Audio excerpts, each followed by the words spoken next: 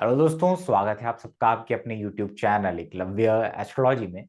और दोस्तों, आज हम बात करेंगे रिलेशनशिप मैच मेकिंग के बारे में, और उसके लिए हमारे साथ मौजूद हैं अपूर्व पाठक जी।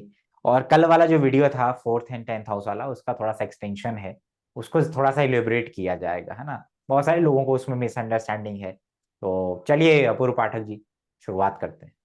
नमस्कार सर। जी। और सभी दर्शकों को नमस्कार। तो टॉपिक सर ने ऑलरेडी बता दिया कि मैच मेकिंग टॉपिक है, कुंडली मिला। जी। और गई वीडियो में कल की हम लोगों ने बताया था कि कुछ चतुर्थ और दशम का रोल, हम्म। तो उसको आज एक्सप्लेन करने की कोशिश करेंगे उसे। और एक और चीज ऐड करना चाहूंगा, क्योंकि सिर्फ मंगल दोष की बात होती है, और दोष सब में एक चीज होता है कि दोनों कुंडलियों में जितने दोष होते हैं सब मिलाने चाहिए, और अगर वो एक बराबर ही बैठते हैं ऑलमोस्ट, तो प्रोसीड करना चाहिए। ये एक बहुत इंपॉर्टेंट स्टेप होता है। तो हम दो चीज की बात करेंगे। पहले तो सोचे थे एक प्रेजेंटेशन के माध्यम से इसको किया जाए, लेकिन टाइम कम मिला उसको प्रिपेयर करने का, इसलिए कोशिश करूंगा कि ओरली समझाने की आपको काफी इसमें कोशिश करूं। सबसे पहले बात आती है कल की वीडियो को एक्सटेंड करते हुए कि 4 और 10 का क्या रोल होता है। एक प्रिंसिपल होता है भवत भवम। भवत भवम को हम उतने ही हाउस से उतने आगे काउंट करते हैं। जैसे दूसरे हाउस का अगर द्वितीय भाव लेना है, तो दूसरे हाउस का भवत भवम सेकंड फ्रॉम द सेकंड होता है, दूसरे से दूसरा, तो थर्ड हाउस बना। नवम पांचवें से पांचवा होता है, तो भवत भवम एक हाउस से हाउस काउंट करने का प्रिंसिपल है। सप्तम भाव एक ऐसा भाव है जो दो जगह से भवत भवम में आता है। चतुर्थ से चतुर्थ है, और 10वें से 10वां है। इंपॉर्टेंट इंपॉर्टेंस इसकी यहीं से चालू होती है, और समझ यहीं से चालू। चतुर्थ स्थान मां का स्थान होता है, ठीक है। और नॉर्मल साइकोलॉजी में भी हम ये देखते हैं कि जो लड़का होता है वो कहीं ना कहीं अपनी पत्नी में अपनी माँ का कुछ अंश देखना चाहता है। वो चाहता है कि कुछ इस तरीके से उसको मिले, कि वो चीज उसको फुलफिल करे, वो क्वालिटीज उसमें रहे मेरी वाइफ में। और जो लड़की होती है, ये नॉर्मल साइकोलॉजी चल रही है, जो लड़की होती है वो चाहिए चाहती है कि मेरे फादर की तरह कहीं ना कहीं वो रहे। और इस बात पे हम सब एग्री कर रहे हैं कि इस तरीके से जनरल सोच यही है।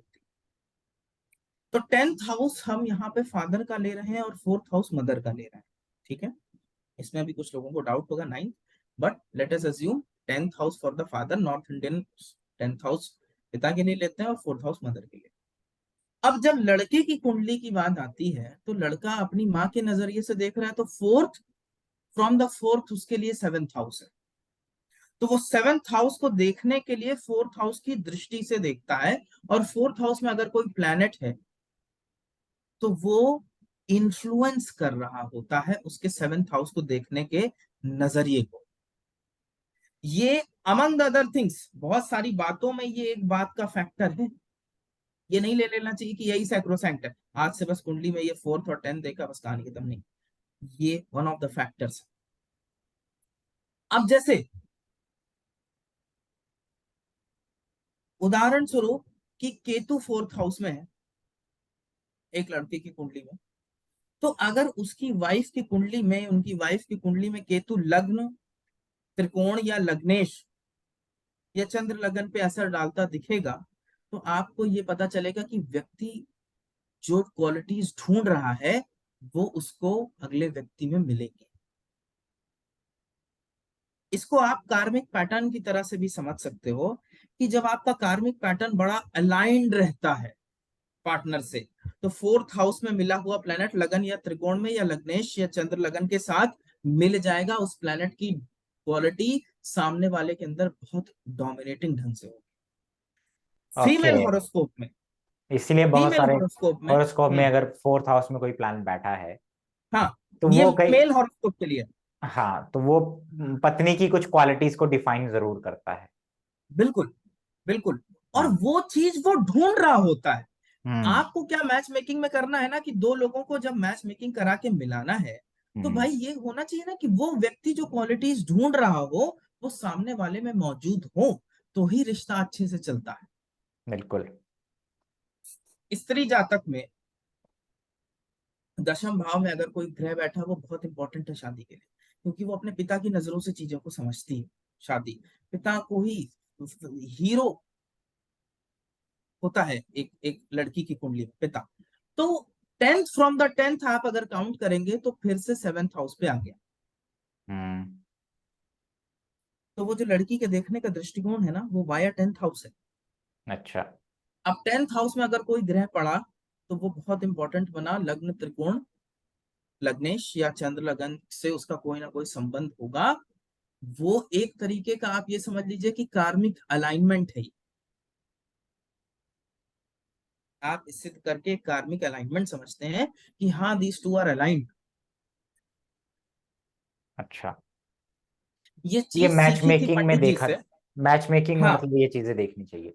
बहुत इंपॉर्टेंट है, मैं बहुत कंसीडर करता हूँ, क्योंकि जब मैं पढ़ता था पंडित संजय रथ से, तो पंडित जी ने ये चीज सिखाई थी, और आज मैं वही चीज आगे दे रहा हूँ। पंडित जी का रूल था और बहुत अच्छा काम करता है, मैं इसको काफी एक्सटेंसिवली इस्तेमाल करता हूँ। बहुत सारे लोगों को समझ में नहीं आता है कई बार चीजें, उनको लगता है ऐसे ही है, ऐसे कुछ नहीं है। हाँ, थोड़ी सी जब चीज कॉम्प्लिकेटेड हो जाती है, हर बार ज्योतिष एकदम एकदम ऐसा नहीं है कि एकदम सरल चीजें ही चलती, कई हाँ, बार ज्योतिष चीजें हलवा भी नहीं है ना, कॉम्प्लिकेटेड होती, हाँ कई बार लोगों चीजें का एकदम आदत कुछ। आदत पड़ चुका है ना लोगों को कि हलवा दिखाने का, उनको वो दिखाया जाता है, क्योंकि यूट्यूब एक एंटरटेनमेंट की जगह है। तो एंटरटेन कैसे करना है पब्लिक को, तो उसके लिए लोग उनको इजी वे में या उनको कुछ कहानियां सुना के एक एक प्लैनेट की चार बातें बता दी, तो उनको लगता है कि ज्योतिष इतना ही है, जबकि इट्स अ कंप्यूटेशन। मतलब कि आप जब मैच मेकिंग करते हैं तो एक लेंथी प्रोसेस होता है, मैच मेकिंग कोई आसान मैच काम नहीं है। मेकिंग इज एन आर्ट अपने आप में। और मैं एक बहुत अच्छी किताब का रेफरेंस दूंगा, और उस किताब से आज कुछ बात भी बोलूंगा। हम्म। श्रीमती गायत्री देवी वासुदेव, जो बीवी रमन, लेट बीवी रमन साहब की जो डॉटर हैं, उन्होंने एक हम्म। बहुत अच्छी किताब लिखी है, the art of match making. आप सबको जरूर पढ़ना चाहिए। हम्म। उसमें बहुत सारे पॉइंट्स हैं। जैसे सबसे पहले वो बड़ी एक इंपॉर्टेंट बात बोलती हैं कि किसी भी व्यक्ति का पहले चेक करो कि मून और मरकरी कैसा है, व्यक्ति की साइकोलॉजी कैसी है। कहीं ऐसा तो नहीं है कि पागल की तरह व्यवहार करता है, आप उसके साथ बांध दो, ये सारे फैक्टर्स तो मिल गए, एक पागल की तरह व्यवहार कर रहा है। भाई चंद्रमा और मरकरी इतनी बुरी तरीके से अफ्लिक्टेड हैं हम्म। कि उसका व्यवहार ही खराब है, तो आप उसके साथ कितना दिन रह सकते हो। हम्म। चंद्रमा मान लीजिए बहुत एफ्लिक्टेड है कई मेलेफिक से, मार्स भी है, सैटर्न भी है, तो पता चला व्यक्ति डिप्रेसिंग है, गुस्सैल है, और कई सारे मेलेफिक से वो होने के कारण व्यक्ति की साइकोलॉजी पे असर पड़ता है उसका। मैच हम्म। मेकिंग के समय लॉन्जिविटी देखनी चाहिए, जो हम सब तो कोई लेना देना ही नहीं है कि व्यक्ति की आयु कितनी। पता चला एक अल्प आयु को आप एक पूर्ण आयु के साथ मिला रहे हैं, एक तो खत्म हो गया 36 साल की उम्र में, अगला जाकर के 80 तक चल रहा, तो वो भी एक मैच मेकिंग की अगर आर्ट की बात करें, तो ये सारी चीजें उसमें आती है। मंगल दोष की सिर्फ पूरे इंटरनेट पे और हर जगह चर्चा होती है, लेकिन मैं आज उसके बियॉन्ड बात बोलना चाहता हूँ, और ये भी बताना चाहता हूँ कि मंगल दोष इतना इंपॉर्टेंट बन कैसे जाता है, हम्म।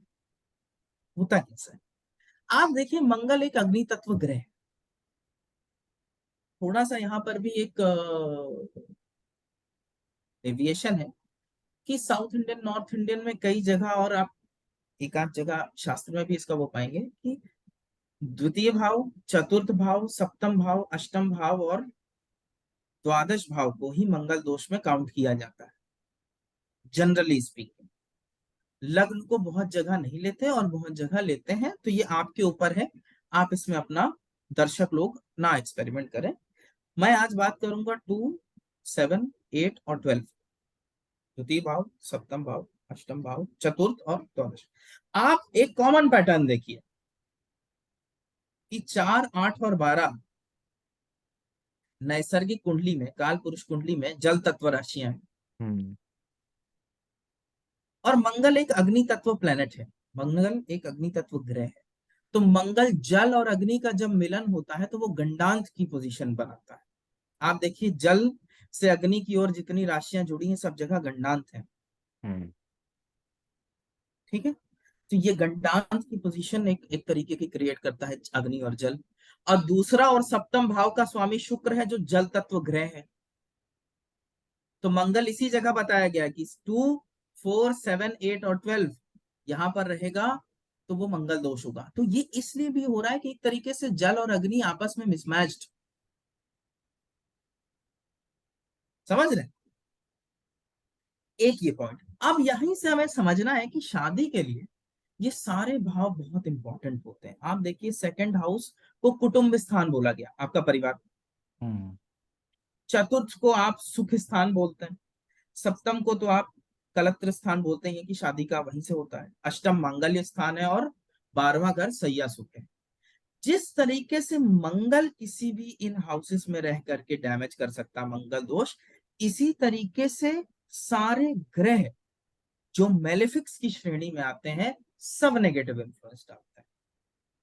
शनि क्रॉनिक पीड़ा उत्पन्न करने वाला ग्रह है, लंबी पीड़ा देता है। तो हम्म। वो 2, 4, 7, 8 और 12 में वो भी परेशानी क्रिएट करता है। हम्म। सूर्य ईगो की परेशानी, 2, 4, 8, 7, 8 और 12 ईगो की परेशानी, ईगो की लड़ाई हो रही है। राहु केतु सडन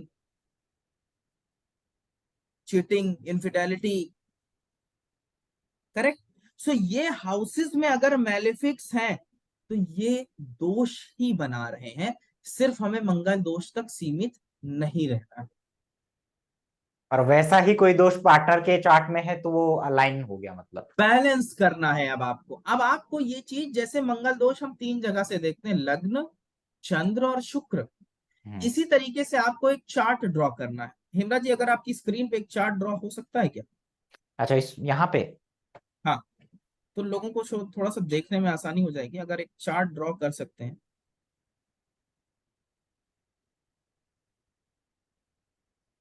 2 कॉलम कर लीजिए और 5।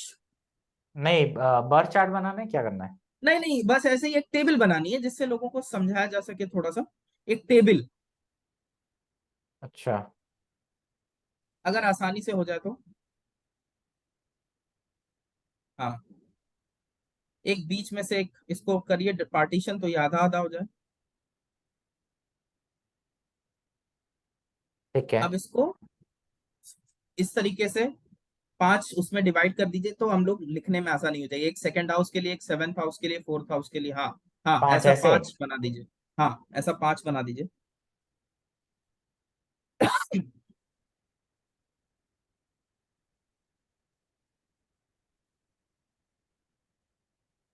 हम्म।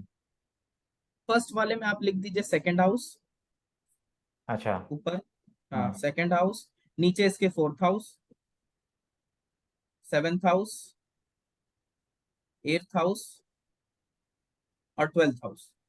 अच्छा। यही सारे वो पॉइंट्स हैं जहां पे मंगल को मंगल दोष मानते हैं। आप सबको ये करना है कि यहाँ पे लग्न से, चंद्र से और शुक्र से 3 टेबल बनाइए और लिखिए कि इसमें कौन कौन से मेलेफिक्स हैं। तो हिमरा जी अगर आप 2 के सामने, मतलब सबके सामने डाल दें कि मेलेफिक्स शनि, मंगल, शनि, मंगल, राहु केतु हम्म। और सूर्य। सूर्य को भी क्रूर ग्रह माना गया। ये सारे अगर आते हैं तो आप तीनों जगह से लीजिए और बराबर बैलेंस करिए कि अगर हॉरोस्कोप में ये बैलेंस होते हैं तब हम्म। तो आपको प्रोसीड करना चाहिए। मैच मेकिंग में ये एक सबसे इंपॉर्टेंट फैक्टर है, इसे दोष सम्य के नाम से जाना जाता दोष सम्य। है। हाँ, तो आपको दोष का एक तरीके से बैलेंस कर रहे हैं, आप चेक कर रहे हैं कि ऐसा मानते हैं ना कि मंगल दोष जब दोनों कुंडली में होगा तभी प्रोसीड कर दो। हम्म। तो यही दोष, आप यही आइडिया है, इसको एक्सटेंड किया गया है कि सभी मेलेफिक्स को चेक कर लो दोनों साइड से, अगर वो बराबर हैं तो दोष बराबर एक दूसरे को मिलकर के काट रहे हैं, है ना, हम्म। और आप प्रोसीड कर सकते हैं। तो अच्छा। गुण मिलान के अलावा मैं ये अनुरोध करूंगा अपने व्यूअर से कि आप एकलव्य एस्ट्रोलॉजी के व्यूअर्स हैं तो आप उससे ज्यादा बढ़ें और समझें कि सिर्फ मंगल दोष ही नहीं, ये सारे ग्रह भी प्रॉब्लम क्रिएट कर सकते हैं। अच्छा। मैच मेकिंग में ये एक इंपॉर्टेंट फैक्टर है। बिल्कुल। और बहुत बार फोर्थ हाउस का बहुत बड़ा रोल आता है, जहां तक मैंने देखा कि अगर किसी भी पार्टनर, दोनों पार्टनर में से किसी एक के फोर्थ हाउस में जो प्लैनेट बैठा है ना, उसका संबंध दूसरे पार्टनर के सेवेंथ हाउस से बन जाए, है ना, बैठा हो, या वो राशि उसके सेवेंथ हाउस में आ जा रही है ना, स्पेशली लड़की का लड़की के फोर्थ हाउस में जो राशि है, जो प्लैनेट है, वो लड़के के सेवेंथ हाउस में वो राशि या प्लैनेट या वो लॉर्ड आ जाए, तो वो एक अच्छा अलाइनमेंट माना जाता है। जी मेल के केस में अगर उसका टेंथ हाउस की राशि, है ना, टेंथ हाउस की जो राशि है वो फीमेल के सेवेंथ हाउस में आ रही है, तो वो एक अच्छा अलाइनमेंट मैंने देखा है। और कई बार जो दशा चल रही होती है दोनों में से किसी भी पार्टनर की, ये सेकंड रूल है कि जैसे किसी, मान लीजिए लड़की की शुक्र की दशा चल रही है और लड़के का फोर्थ हाउस में वो शुक्र बैठा हुआ है ना, तो वो एक, मुझे लगता है एक अलाइनमेंट, कार्मिक अलाइनमेंट सही हो जाता है। लड़के की कोई दशा चल रही मान लीजिए राहु की, और राहु जिस राशि में बैठा है वो राशि लड़की के फोर्थ हाउस में है, राहु फोर्थ हाउस में है ना, तो वो एक कार्मिक अलाइनमेंट माना जाता है, मतलब वो अलाइन हो जाता है। बहुत सारे जब शादी होती है या मिलते हैं तो ये उनके चार्ट में देखा जाता है कि उसकी दशा, ये लड़की की दशा का जो लॉर्ड है वो लड़के के फोर्थ हाउस में बैठा हुआ है। ये सारी चीजें भी मैटर यहाँ पे करती हैं। तो आई होप आप भी यही बताना चाह रहे थे कि फोर्थ हाउस जी कितना जी जी, इंपॉर्टेंट है, टेंथ हाउस कितना इंपॉर्टेंट है। बिल्कुल बिल्कुल। वो प्रिंसिपल थोड़ा सा इससे थोड़ा सा हटके इसलिए था क्योंकि हम वो क्वालिटीज चाह रहे होते हैं कि हमें मिल जाए। हमें मिलेगी या नहीं मिलेगी ये तो आप अलाइनमेंट कितना अच्छा सेट करेंगे उसके ऊपर है ना। अच्छा। अब हमें मिल जाए हम चाहते यही है, तो उनका सामंजस्य आपस में काफी अच्छा रहता है। एक चीज और आपसे रिक्वेस्ट करूंगा सर कि इस टेबल के ऊपर ना लिख दीजिए कि ये लग्न, चंद्र और शुक्र ये तीनों जगह से देखना है, जिससे कि कोई कंफ्यूजन ना रहे और हर तरफ से ये क्लियर रहे। लग्न, moon Chandra, and Venus. Venus, ये हर तरफ से चेक किया जाता है। अच्छा। और मैच मेकिंग एक्सटेंसिव अपने आप में एक लेंथी प्रोसेस है ना। लेंदी प्रोसेस है। ये तो एक पार्ट हुआ, जस्ट उसका एक पार्ट हमने गुण मिलान से हम आज आगे बढ़े और दूसरा पार्ट समझा। बहुत अच्छी किताब है गायत्री देवी वासुदेव जी की, सबको पढ़नी चाहिए। और उसमें बहुत कुछ लिखा है, ये दोष सब में भी मैंने वहां से लिया था, सीखा था। तो आप लोग भी इसको इस्तेमाल करिए, it's a very good process. अच्छा। और ये जो फोर्थ और टेंथ वाली टेक्निक है, अगर लड़की का फोर्थ हाउस, या सॉरी, लड़के का जो फोर्थ हाउस में जो प्लैनेट है वो लड़की के लगन से संबंध बनाए, है ना, या लग्न त्रिकोण, लगन लग्न और त्रिकोण त्रिकोण से। अच्छा। या लग्नेश, लग्नेश के साथ भी अगर कोई प्लेनेट उसको बैठता है या दृष्टि देता है तो व्यक्ति के अंदर वो क्वालिटीज आ जाती है ना। अच्छा। या चंद्र लगन से बैठ गया तो वो क्या है कि आपके अंदर वो क्वालिटीज हैं जो वो ढूंढ रहा है।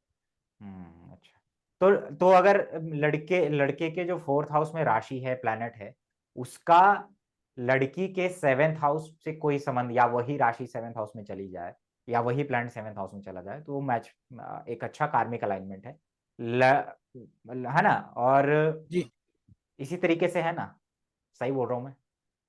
नहीं नहीं, आपने सेवेंथ को पकड़ लिया, आप थोड़ा सा कंफ्यूज हो रहे हैं, मैं अच्छा। इसको फिर से एक बार क्लियर कर दे रहा हूँ। देखिए अच्छा। समझिएगा, जो लड़का होता है हम्म।